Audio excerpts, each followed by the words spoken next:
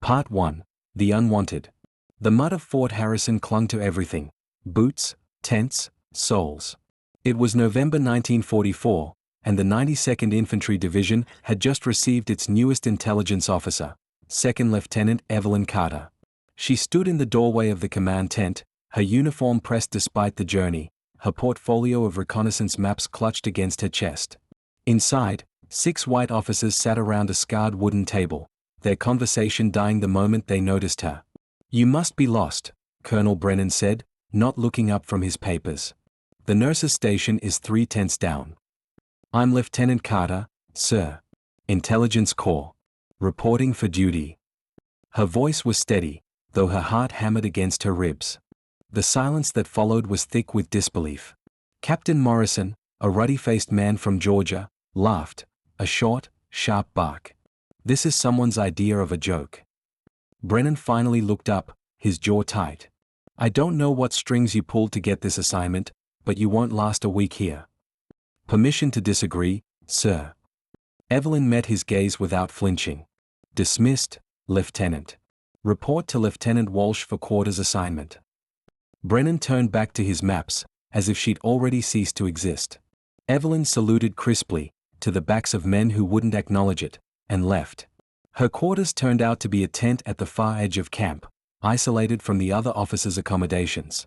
A makeshift desk, a cot with thin blankets, and a kerosene lamp that flickered in the draft. Through the canvas walls, she could hear men laughing, playing cards, sharing stories of home. She was 50 yards away and might as well have been on another continent. That first night, she unpacked her belongings methodically. Her father's photograph, a proud man in his Sunday best, standing in front of the sharecropper's cabin that had housed 5 generations. Her mother's Bible, pages worn thin from reading. Her diploma from Howard University, summa cum laude in mathematics. The commendation letter from Bletchley Park, praising her work on German cipher systems. Credentials that should have opened doors. Instead, they were invisible as her presence in that command tent. For 3 weeks, they made her invisible. She was assigned to infantry duties, counting ammunition, cataloging supplies, tasks any private could handle. When she tried to contribute to planning sessions, her words were met with turned backs and changed subjects. Her reconnaissance reports, meticulously detailed analyses of enemy positions based on aerial photography and signals intelligence, were left unread on Brennan's desk. She watched them make mistakes she could have prevented. A supply convoy sent down a route she'd identified as vulnerable to German patrols. 3 trucks lost, 7 men killed. An artillery placement positioned where terrain masked their effectiveness. She'd calculated the optimal positions days earlier, marked them on maps no one read. At mess, she ate alone. In the officers' quarters, conversations ceased when she entered. Even the enlisted men, many of them black soldiers who might have been natural allies, kept their distance, afraid that association with her would paint them with the same brush of command's disapproval. But Evelyn was no stranger to isolation. She'd been the only black student in her advanced mathematics courses. The only woman in her cryptography training program. The only person who looked like her in the halls of British intelligence. She'd learned to carry loneliness like a soldier carries a rifle, as a tool, something that could be used, made useful. So she worked. Late into each night, by lamplight, she studied everything she could find. Enemy movement patterns. Radio frequency analysis. Terrain maps. Weather reports. She built a picture of the battlefield more comprehensive than anything in the official intelligence files. A picture built from fragments they'd dismissed as unimportant, connections they'd failed to see. Only one person spoke to her without contempt: Sergeant William Hayes, a 40-year-old veteran who'd fought in the Great War. He found her one evening behind the supply tent, studying maps by lamplight. "They're fools," he said quietly, sitting down on an empty crate. "I've seen your reports. You've spotted patterns in enemy movements that their golden boys missed. Then why won't they listen?" The frustration finally cracked through her composure. Hayes pulled out a cigarette, lit it, took a long drag. "You know why? Same reason they wouldn't let me lead a platoon in 18, even though I had more combat experience than any white lieutenant in the regiment. Same reason my boy can't drink from the same fountain as a white child back home." He looked at her maps, traced a finger along her notations. "They need us to be less than them. If they admit you're smarter, more capable. If they admit that a black woman can see things they can't, then everything they believe about the world starts to crumble. So they'd rather lose battles? They'd rather lose battles than admit they're wrong about us. That's how deep it goes. He stood, stubbed out his cigarette. But keep watching. Keep recording. The truth has a way of making itself heard. Eventually, reality doesn't care what they believe. Reality just is. That conversation sustained her through the following weeks. She continued her work, meticulous and thorough, building her understanding of the battlefield piece by piece. And she waited for the moment when reality would force itself into view, when the choice would become stark: listen to her, or watch men die. That moment came sooner than anyone expected. Part 2, The Breaking Point. The German offensive came without warning on December 16th. Through the Ardennes forest, Wehrmacht forces smashed through Allied lines with devastating precision. The Battle of the Bulge had begun. News arrived in fragments, radio reports increasingly frantic, courier dispatches smudged with mud and blood. Entire divisions encircled. Supply lines severed. The Allied command structure fragmenting under the shock of the assault. Chaos descended on Fort Harrison. Orders contradicted orders. Supply lines tangled. The 92nd Division was being repositioned to support the beleaguered Northern Front, but conflicting intelligence reports paralyzed command decisions. Evelyn worked through the night, cross-referencing radio intercepts, reconnaissance photos, and captured documents. A pattern emerged, one that made her blood run cold. The intelligence directing them north was too perfect. Too consistent. In her experience at Bletchley Park, she'd learned that real intelligence was messy: contradictory reports, gaps in information, the fog of war obscuring as much as it revealed. But this intelligence was clean. Coherent. It told a single, unified story. Which meant it was designed to be believed. She pulled out her own reconnaissance photos, the ones she'd been compiling for weeks. Started comparing them to the official intelligence. And there, in the shadows, in the details, in the small inconsistencies that trained eyes could spot, she saw it. The deception. Wooden tanks. Radio transmissions from units that didn't exist. Supply concentrations that cast the wrong shadows for their supposed equipment. The Germans were staging an elaborate theater, and the Allies were about to march straight into the trap. She burst into the command tent at dawn. The officers looked up, exhausted and irritable. Coffee cups littered the table. Maps were spread in chaotic layers. These men hadn't slept in 36 hours, and it showed. "Sir, we are being set up for an ambush." She spread her maps on the table, her hands shaking with urgency and adrenaline. "The intelligence pointing us north, it's deliberate misinformation. The Germans know we've intercepted their communications. They're using our own signals intelligence against us." Colonel Brennan barely glanced at her work. "Lieutenant, we don't have time for. Look at the photographs." She jabbed a finger at the aerial images. "These tank formations they want us to believe are heading north? They are wooden mock-ups. You can see the shadows are wrong, the treads don't match actual panzer units. And here," she pulled out another photo, "see how the snow displacement patterns are inconsistent? Real tanks compress snow differently. These are props." She spread more photos across the table, speaking faster now, driven by desperation. "Meanwhile, here, 20 miles south of where they're telling us to go, real armored divisions massing. You can see the fuel dump they're hiding under camouflage netting. The supply trucks. The field hospitals being established. All the infrastructure of an actual offensive." Captain Morrison stood, his face flushed. "You're out of line, Lieutenant. General Eisenhower himself approved this intelligence. Because someone fed him false information. Sir, if we move north, we'll march straight into a kill zone. 3,000 men. They'll be cut down before they realize what's happening." Brennan stood, his voice ice. "You will not question high command in my tent. You will not spread panic with half-baked theories." "It's not a theory." Evelyn's voice rose, propriety abandoned. 3 weeks of silence, of being dismissed and ignored, of watching preventable mistakes claim lives, all of it came pouring out. "I spent 3 years at Bletchley Park working signals intelligence before they sent me here. I helped break the Enigma variants. I know when code is meant to be broken. I know when we are being manipulated." She planted her hands on the table, leaning forward, forcing them to see her. And I know that if you don't listen to me, you'll have blood on your hands by sunset. 3,000 men, Colonel. 3,000 fathers and sons and brothers. And their deaths will be on you because you were too damn proud to listen to a black woman. The silence was absolute. Morrison's hand moved to his sidearm, though whether from reflex or genuine threat, even he might not have known. Then Sergeant Hayes stepped forward from where he'd been standing guard at the tent entrance. Colonel, permission to speak freely. Brennan's eyes never left Evelyn. Denied. With respect, sir, I'm speaking anyway. Hayes moved to the table, standing beside Evelyn. I've been watching Lieutenant Carter work for a month. She spotted the weakness in our southern perimeter before the Germans did.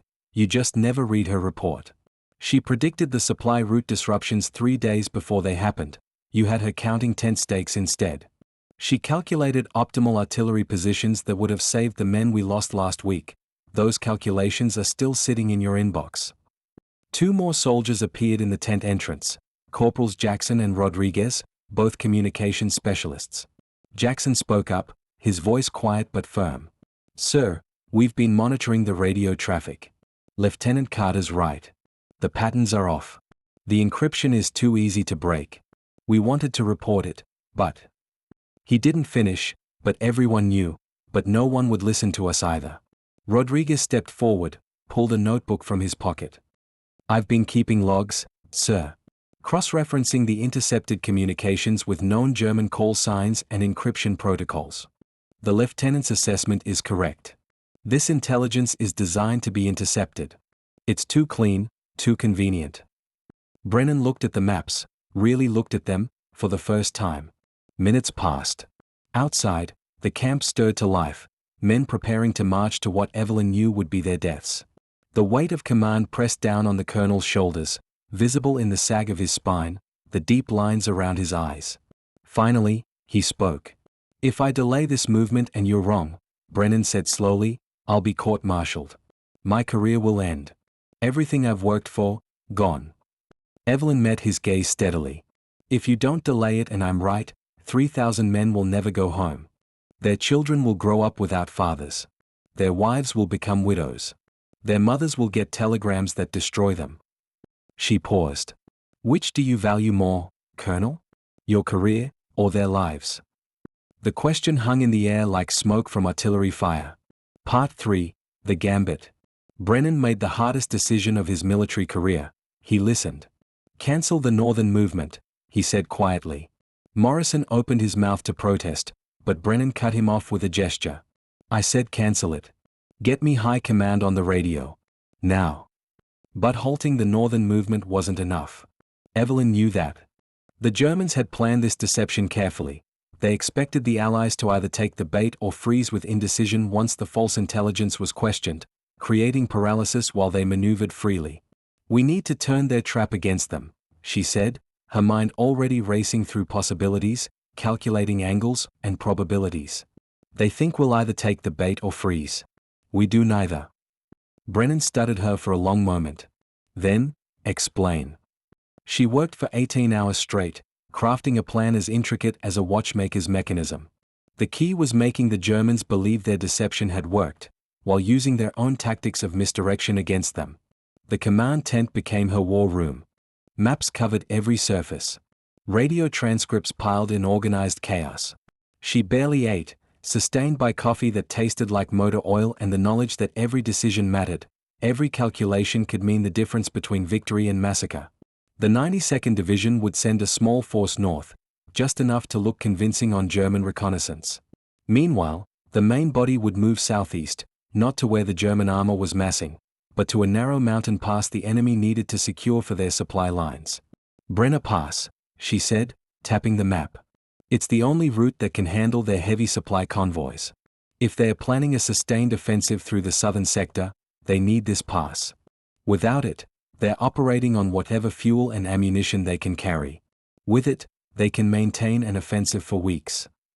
It's a calculated risk, she explained to the assembled officers, who now hung on her every word, though whether from respect or desperation, she couldn't tell. The Germans will commit to their ambush in the north. When they realize we sent a token force, they'll try to redirect south to their real objective. But we'll already be dug in at Brenner Pass. They'll have to come through us, uphill, with stretched supply lines. Captain Morrison, who had laughed at her arrival 5 weeks ago, studied the plan with grudging respect. It could work. But the timing has to be perfect. If they realize what we are doing before we secure the pass, then we need them looking the wrong way. Evelyn pulled out another map, this one marked with radio transmission points. We feed them more false intelligence. Make them think we are retreating south in confusion. Use their own confidence against them. Jackson, Rodriguez, I need you to craft radio traffic that suggests panic, disorganization. Make it sloppy enough to seem authentic. Can you do that? Both men nodded. Rodriguez actually smiled. With pleasure, Lieutenant. They moved in darkness, 3,000 men threading through mountain trails barely wide enough for supply trucks. The silence was absolute. No talking, no lights, equipment muffled to prevent noise. It was December, bitterly cold, and the men marched through snow that reached their knees in places. Evelyn marched with them, refusing the offer of a jeep. If these men were walking, so would she. Her feet went numb after the first hour. Her lungs burned in the thin mountain air. But she kept walking, one foot in front of the other, driven by the knowledge that 3,000 lives depended on getting this right. It took 2 days of brutal marching, but they reached Brenner Pass and began fortifying positions before German scouts even realized the Allies were in motion. The pass was perfect, steep walls on either side, limited approach routes, terrain that favored defenders. Evelyn supervised the placement of every machine gun nest, every mortar position, calculating fields of fire and kill zones with mathematical precision. Evelyn stayed in the forward command post, monitoring radio intercepts. The moment came on the third day, frantic German communications as their commanders realized the northern ambush had captured only 200 men, a fraction of what they'd expected. Then, exactly as she'd predicted, orders crackled across German frequencies: redirect south. Push through Brenner Pass at all costs. The Führer himself had approved the offensive plan. Failure was not acceptable. They are coming, she told Brennan, exhaustion making her sway slightly on her feet. They'll hit us at dawn tomorrow. Full armored assault with infantry support. Brennan looked at her, really looked at her, and for the first time, she saw something other than doubt in his eyes. You've given us a fighting chance, Lieutenant. Now we have to make good on it. Part 4, The Stand. The Battle of Brenner Pass lasted 3 days and 2 nights. The Germans came in waves, expecting to sweep aside what they believed was a confused, retreating force. Instead, they met prepared positions, overlapping fields of fire, and soldiers who knew their survival depended on holding every inch of ground. The first assault came precisely at dawn, as Evelyn had predicted. Panzer tanks emerging from the morning fog like prehistoric beasts, infantry advancing in their wake. The sound was overwhelming, engines roaring, tracks clanking against stone, the staccato rhythm of machine gun fire. But the defenders were ready. Anti-tank guns positioned where the pass narrowed, forcing the panzers into a killing ground. Mortars raining down from elevated positions. Machine gun nests creating interlocking fields of fire that turned the pass into a meat grinder. Evelyn coordinated the defense from the command bunker, processing reconnaissance reports, predicting German movements, calling in artillery strikes with devastating precision. She barely slept, sustained by coffee and the knowledge that every decision she made meant lives saved or lost. German infantry moving to flank east, a runner reported, gasping for breath. Evelyn was already moving to that section of the map, calculating angles and timing. Send 3rd platoon to reinforcements. Have them set up at grid point Echo 7. They'll catch the Germans in a crossfire with our existing positions. The runner saluted and sprinted out. Brennan, standing beside her, shook his head in something like wonder. Every prediction she made came true.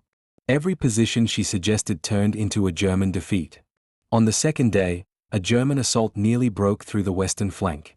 Evelyn was there, studying her maps when the reports came in of Panthers pushing through the defenses, their thick armor shrugging off anti-tank rounds. They're trying to flank us, Morrison said, fear creeping into his voice. If they get behind our positions. They won't. Evelyn traced a path on the map with one finger, her nail tracing the contours of the terrain. See this ravine? Too narrow for tanks. They'll have to dismount and come through on foot, leaving their armor support behind. Send Hayes with 2 platoons. Set up a crossfire at the ravine mouth.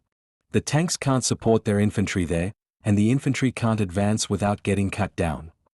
Hayes, his leg still bandaged from an earlier wound, grinned as he grabbed his rifle. You heard the lieutenant. Let's go introduce ourselves to these boys. The ambush worked perfectly. German infantry, forced through the narrow ravine without armor support, walked into a killing field. Men screamed.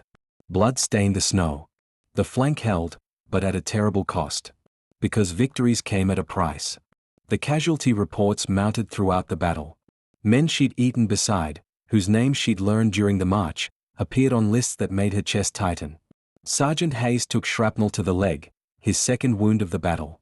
2 of the radio operators were killed in a mortar strike, their bodies found still clutching their equipment. A young lieutenant from Ohio, barely 22, died leading a counterattack that saved an entire platoon. Evelyn read every casualty report. Forced herself to remember every name. These men died following her plan, her strategy. She owed them that much.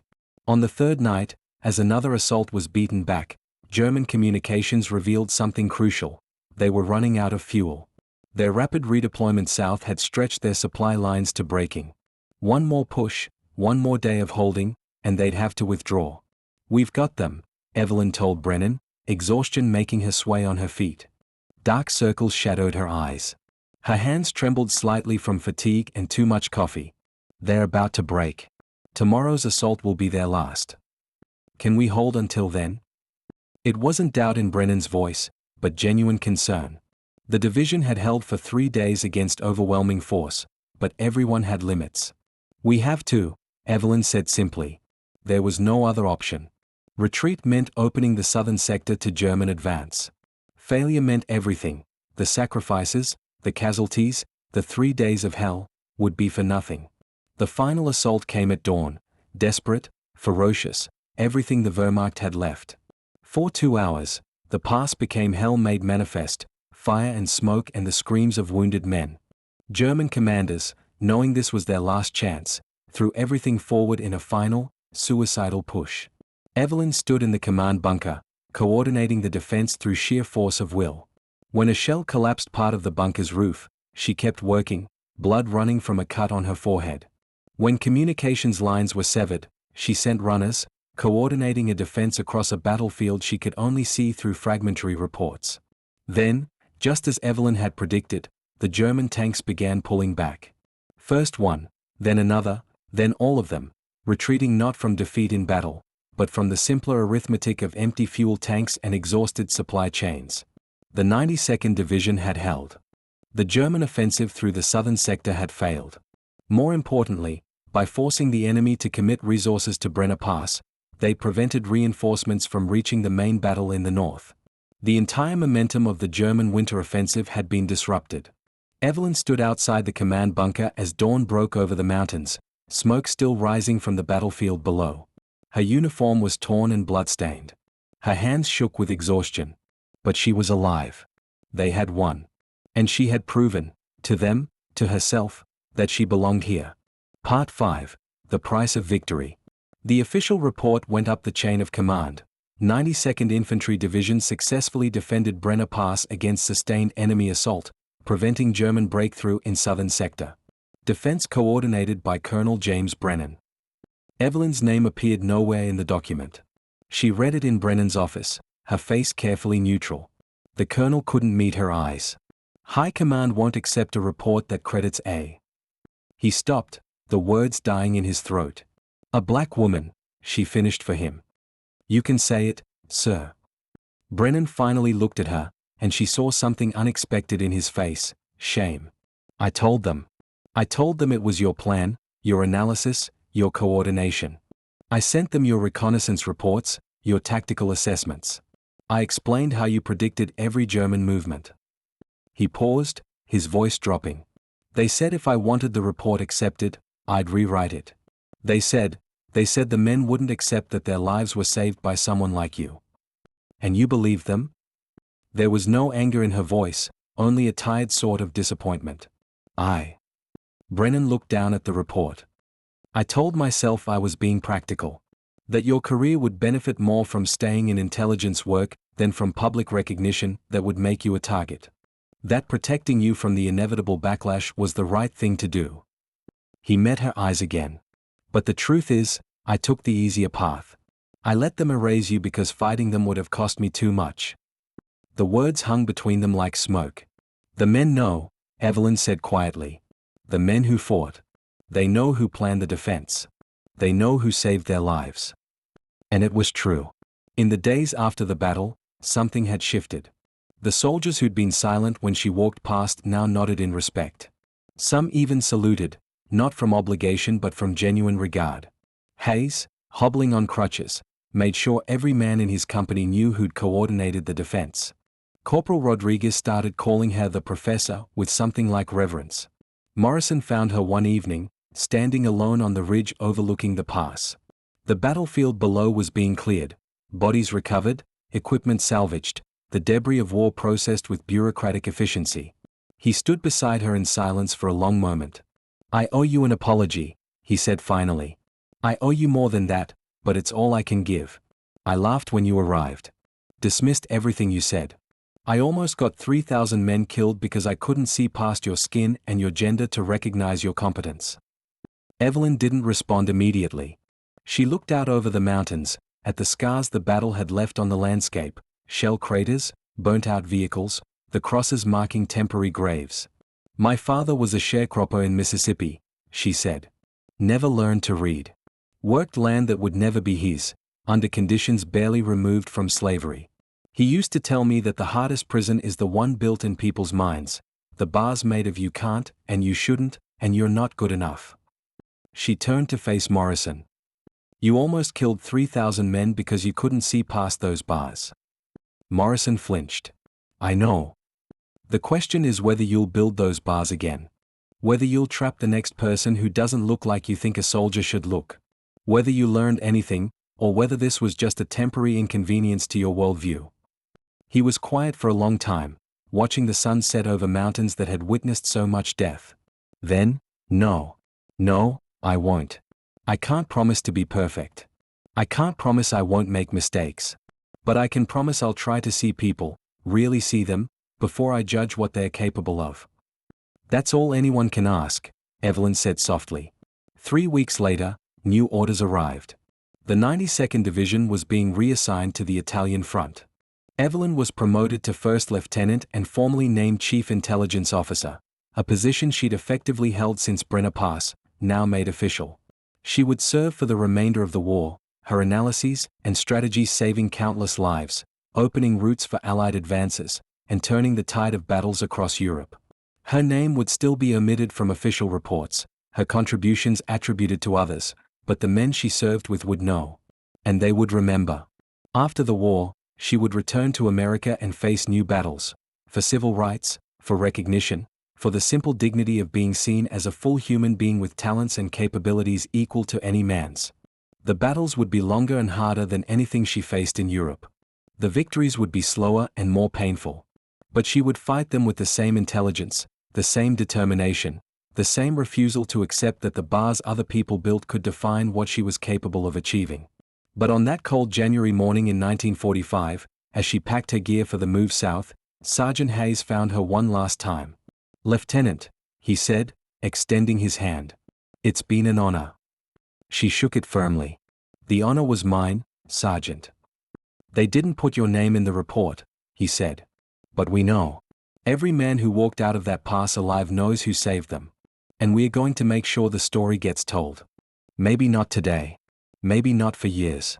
But eventually, people will know the truth. Evelyn smiled, and for the first time in months, it reached her eyes. Then we've won more than just a battle, haven't we? Outside, the camp stirred to life, men preparing for the next mission, the next test, the next chance to prove that courage and brilliance know no color, no gender, no boundary except those we choose to build. And some boundaries, once broken, can never be fully rebuilt. Epilogue. Years later, historians would uncover the truth about the Battle of Brenner Pass. They would find letters written by soldiers who served there, journals kept by men who witnessed what really happened. They would discover that the official reports had been sanitized, names erased, credit stolen. But they would also find this: photographs of a young black woman in uniform, standing among her unit. Commendations written by Colonel Brennan after the war, when his conscience finally outweighed his ambition. Testimony from Captain Morrison, given decades later, about the officer who saved his life and taught him to see beyond the prison of his own prejudices. And they would find Evelyn Carter herself, living to the age of 93, sharp-minded to the end, surrounded by 3 generations of children and grandchildren who grew up hearing stories of the grandmother who proved that intelligence, courage, and strategic brilliance have nothing to do with the color of one's skin. When asked, late in life, whether she felt bitter about the lack of recognition, she would shake her head. "I wasn't fighting for medals," she would say. "I was fighting for 2 things, to save lives, and to prove that women like me belonged in that fight. I did both." History can catch up in its own time. And slowly, painfully, history did. In 1997, 52 years after the battle, the Army finally acknowledged her contributions. A modest ceremony, a belated commendation, recognition that came too late for most of the men she'd served with to witness. But Evelyn attended, wearing her uniform one last time, and she did not speak of bitterness. She spoke instead of the men who had stood beside her when it mattered, of the lives that were saved, of the boundaries that were broken. "I don't need monuments," she told the assembled crowd. "I need young people, black kids, brown kids, girls who are told they don't belong, to know that the only limits on what they can achieve are the ones they accept. I refuse to accept the limits placed on me. And in refusing, I helped save 3,000 lives." She paused, looking out at the audience. That's the real victory. Not the battle. Not the recognition. But knowing that someone out there, hearing this story, will refuse to accept their own limits. Will push past the barriers. Will prove, as I proved, that excellence has no color and brilliance has no gender. The applause that followed was long and thunderous. And in the front row, an old man in a wheelchair, Sergeant William Hayes, 94 years old and still sharp as ever, saluted her one last time. The end.